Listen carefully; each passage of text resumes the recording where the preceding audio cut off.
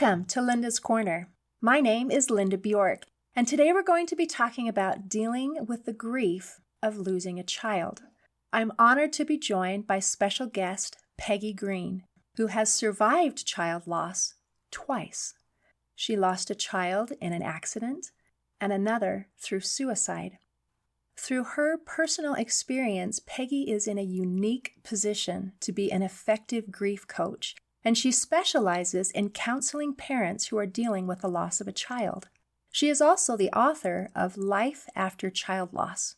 You can reach Peggy at thegriefspecialist.com, and I'll include a link in the description. Peggy, thank you so much for joining with me today. Linda, thank you so much for having me. I really appreciate it, and I'm excited to be here with you. I am excited to be here too. There's almost a feeling of reverence when we're talking about this subject. I really appreciate what you're doing. First, I'm sorry for your loss, but I'm so grateful for what you're doing because you are not alone.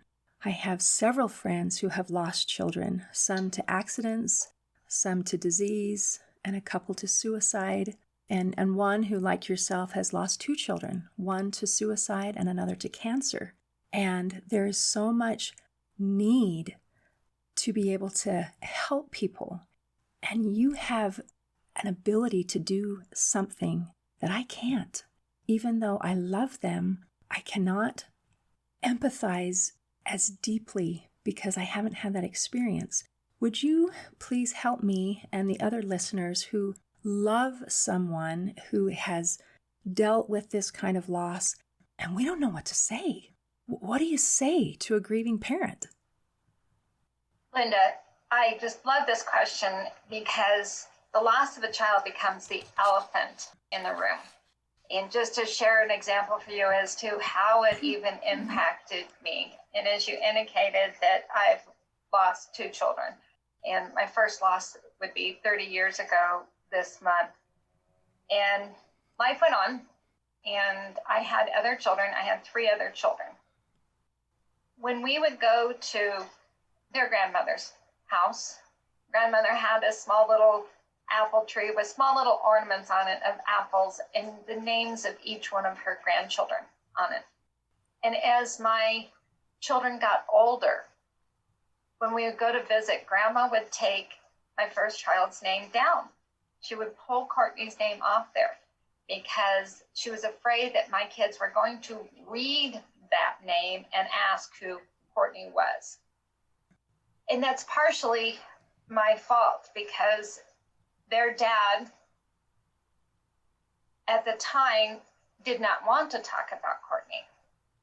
We hadn't shared about Courtney, that they had no idea that she even existed until when my youngest daughter was about 6 months old. So my kids were 6 and 3.5 and 5. When I finally sat down with the photo album that my sister had created for me to share about their older sister that they never met, because their dad still would not even want to participate in that. And that broke my heart that they didn't know about her.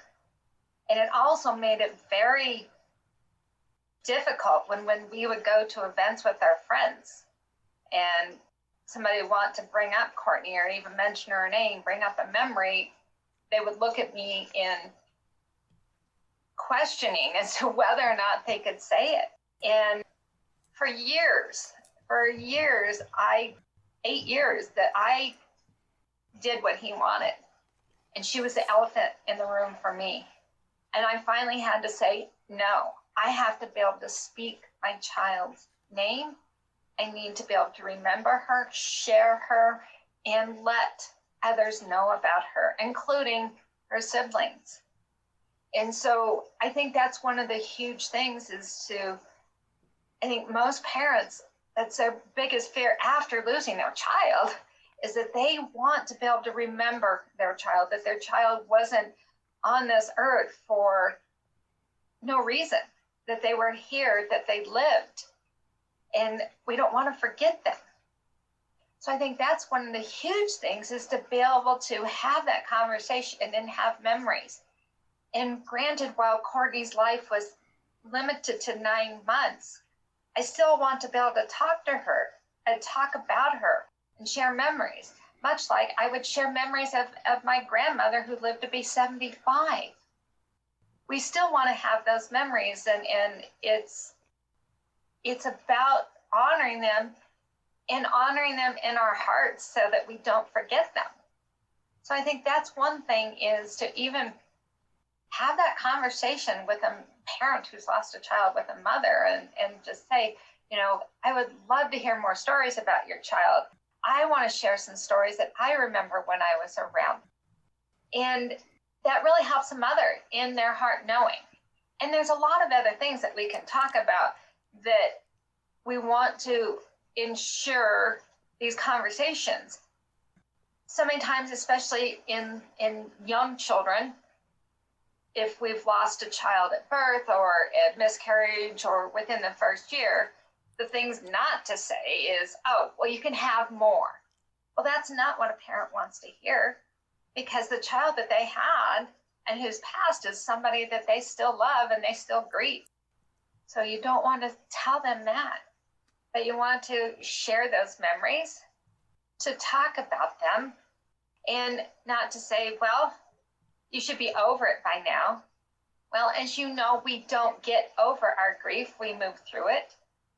But the things that you can do to support them is to sit with them.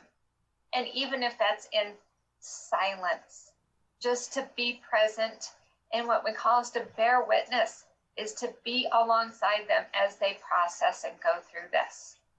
So those are ways to be able to help them. And simple other things is checking in on them, telling them that you love them. I had a friend for a year after Courtney passed away. She sent me a card, a greeting card, just said, thinking of you. And I knew from her that Courtney was alive in her heart, and she was alive in my heart for a year. And it was absolutely an amazing gift in knowing somebody else remembered. Wow. Okay. So as I'm trying to get the lessons that you've shared and to be able to apply them to different situations, honoring and remembering and sharing love are more important than the words, maybe. But don't belittle, don't minimize, don't say anything in our attempt to be helpful that minimizes the child or the event. But everything should honor and show love and show remembrance. Absolutely. And one of the other things I find, Linda, is there's no comparison. And I find that in an attempt, and the thing is that sometimes we say things we don't think through, but we think that we're helping. But in an attempt to console or show your condolences, it's not to compare. Well, I understand what you're going through because my cat died or my dad died. But there's no comparison in just saying, this must be difficult. I'm sorry for your loss. And even volunteering to, like I said, to take a meal to them, find out what their meal is and just drop it off, or sit and have the meal with them. One of the other things is to face some of those fears. After Courtney died, we received a lot of condolences, financial gifts, flowers, and I believe in writing thank you notes, because somebody's taken the time to gift me who cares about me. And it was a year later, but my sister and I sat down and wrote those thank you notes, which were difficult to do, but she helped me because I wanted to show that appreciation. And so I thought that was really nice. And sometimes people think, oh, you know what? They had their loss 2 weeks ago. They don't need any support. I tell you, I honestly delay sending a card or reaching out. And the reason being is because we're so inundated initially. And probably around 7 to 14 days is when that influx of support dissipates. And so when I reach out to them and say, I am still here, I care about you, and that it's like the backup support where I do that. So letting people know, even not immediately. Okay, that's good to know. So if we weren't there the first day or the first week, it's not too late. And that need for help and support and comfort and love continues. The need continues, and so the support is welcome. And I would imagine we'd probably try to follow your lead, like your husband would. We would, with Courtney, someone trying to support him would have to do something a little different than how they would support you because of what you were willing to receive. Very much so. You will find, especially with child loss, that parents grieve so differently. And it has to be intentional work in which we grieve, and to come together and recognize that you're grieving differently. But then being able to support each other, I think, is very important. Some want to talk about it, some don't. But then again, it's that acceptance of being able to say, okay, this is what's happened, and coming together for that. And it was difficult. It was very difficult. But ultimately, I had to step into my being to be able to support myself, because I felt like there was something wrong by being able to want to speak about Courtney. Oh, dear. Okay.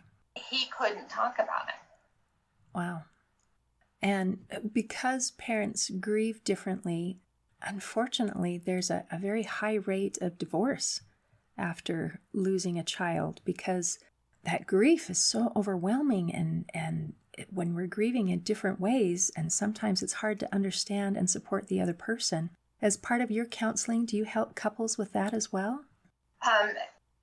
So just a small correction on this is that I'm not a certified counselor, so I'm a coach. A coach, so okay. It's just a small tweak, because I don't have the letters that are behind my name, but I have the letters of life and life experiences. Right. And so when working with people who have different ways of grieving, I find that when we grieve and when we start to heal, that we're setting that example of how we're processing and getting through it.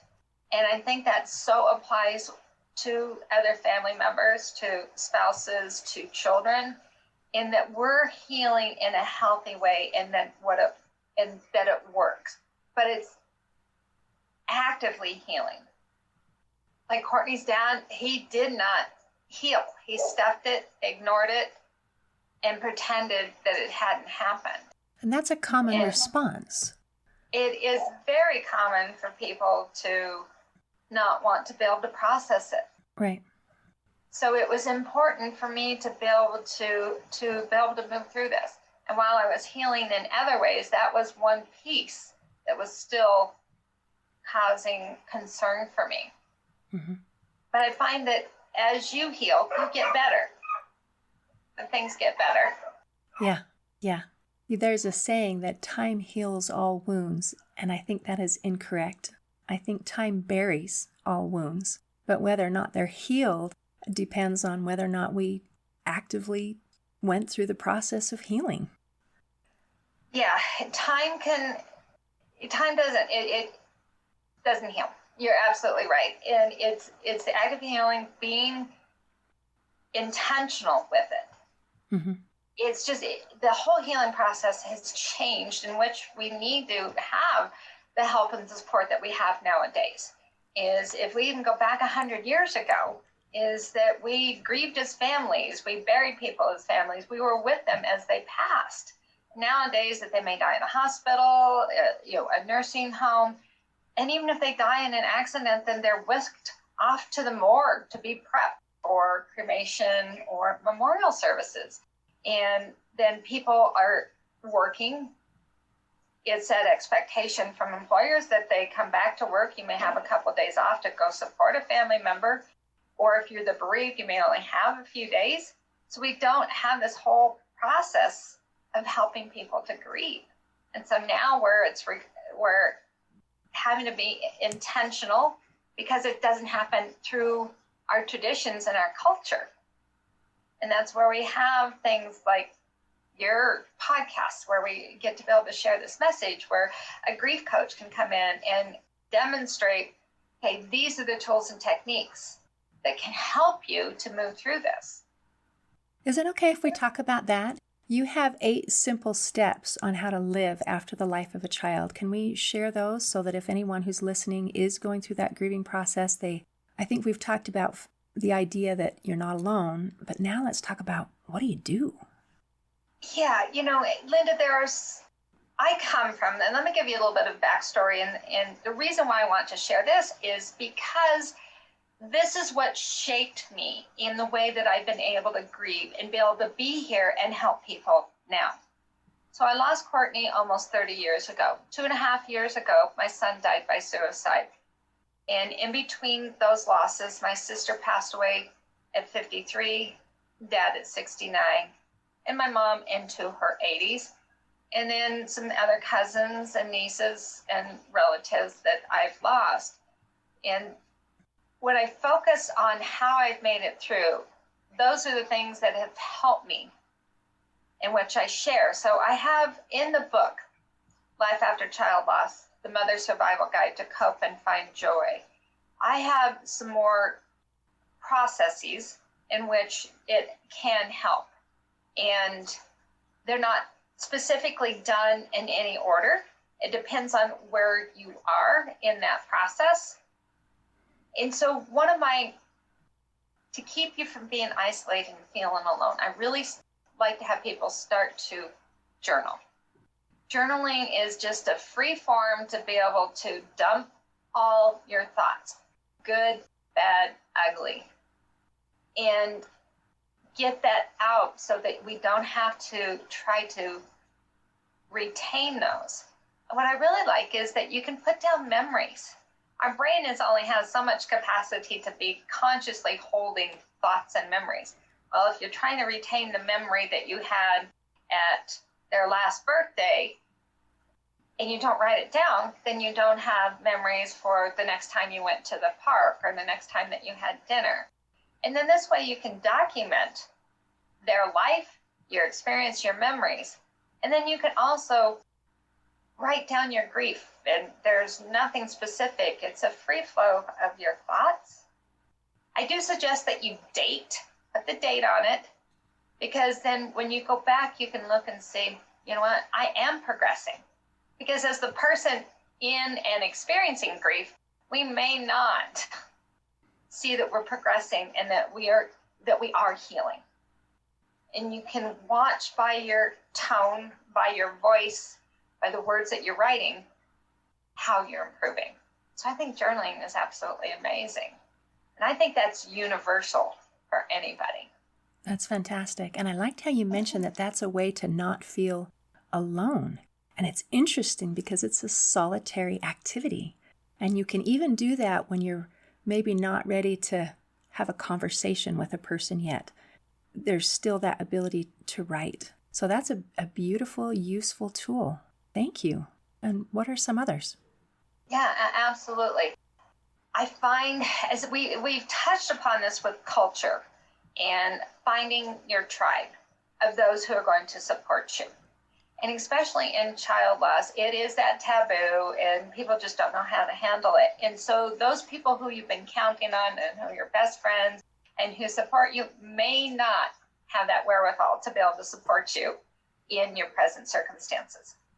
And I think we need to understand that if they can't handle it, then we can't lean into them. And so you may need to intentionally find somebody who you can lean into. And when I mean intentionally, even asking, can I talk to you about this when I am struggling? Because if we make an assumption that our family member is going to be the one that can help us, our spouse or our parents, or making an assumption that that friend can do it, I think that is an unfair assumption and expectation that we place on them. And then I've seen relationships dissolve because of that, because the person that's grieved is saying they can't support me, they don't love me. That's not it. They just don't know how, and they don't have the wherewithal. So being intentional, where do you find that? It may be somebody that's supporting you, but ask. And you don't need a big circle. I say 3, maybe 5 at the most. I mean, for me, I had a friend who I would cry more when I was driving. That's when my grief would hit me with my son. I would be driving because I think I didn't have to think about other things, and he would come into mind. And I could call her up on the phone. I would be sobbing, tears rolling down my cheeks. And I'd just say, all I need you to do is listen to me cry. Wow.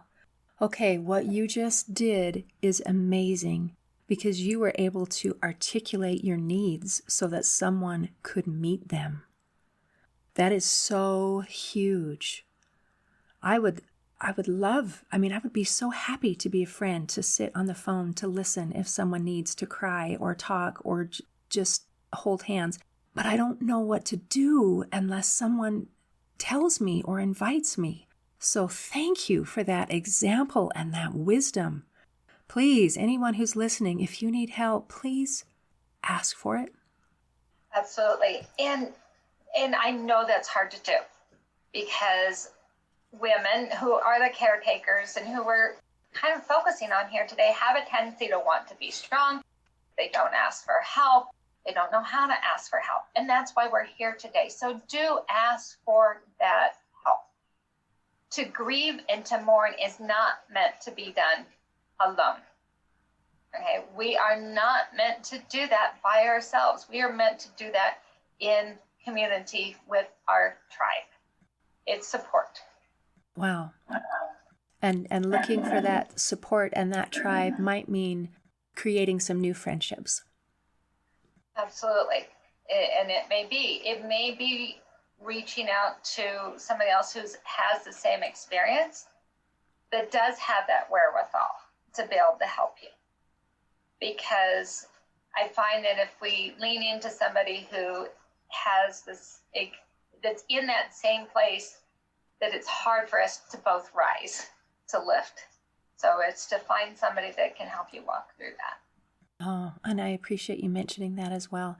Sometimes in grief situations, in counseling and in group things, depending on the feel and the intention of the group, sometimes it's to stay in the grief, or in different circles, it might be staying in the blame or staying in the anger, depending on the circumstances. But sometimes not everyone who is experiencing those feelings is in a place where they want to move through it yet and let go, if that makes sense. So I love your suggestion of looking for someone who actually helps you move through it rather than just treading water in it. I wouldn't want to stay in it forever, every minute of every day. It's too heavy. It is heavy, but it's a choice.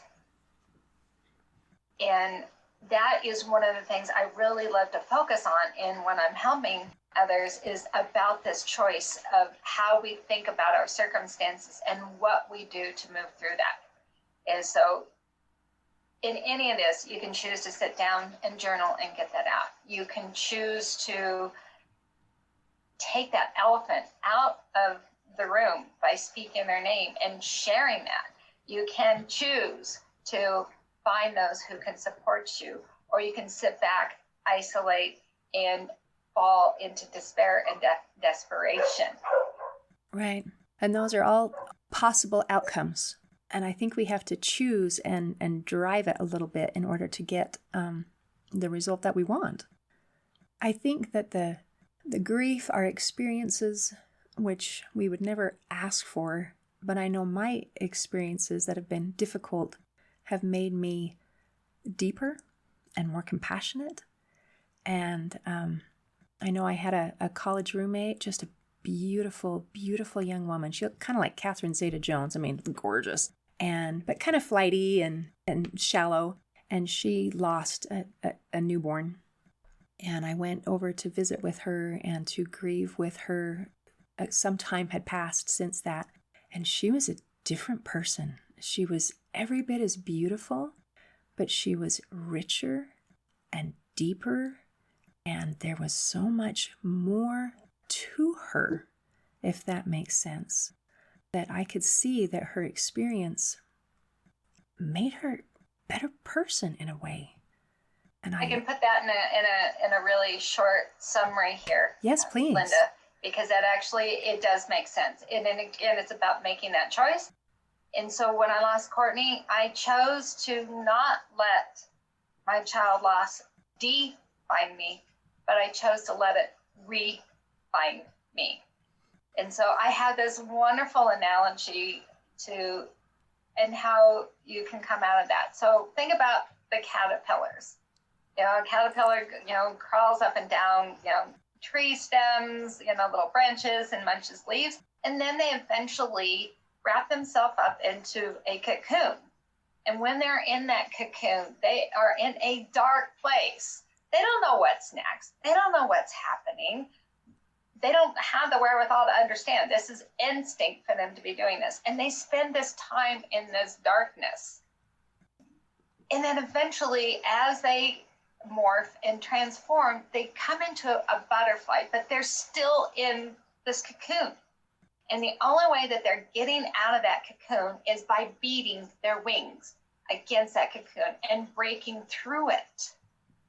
They've been transforming and morphing, and then they work to beat their wings a little bit more and beat some more. And then they finally start to see some cracks and start to see some daylight.